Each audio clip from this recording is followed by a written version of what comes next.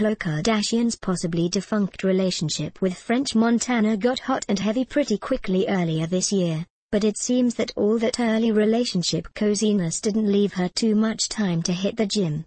The Keeping Up with the Kardashians star, who lost approximately 30 pounds after filing for divorce from Lamar Odom, still looks fabulous, but she admits that her busy schedule filming Kourtney and Khloe Take the Hamptons, and all those late nights with French, have gotten her weight creeping up again.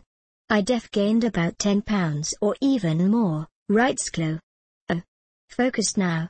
Helping her reach her fitness goal is her longtime trainer, Gunnar Peterson, with whom she's been working out again after taking some time off from the gym. "Started working out again this week after slacking for a few months while taping in the Hamptons," she reveals.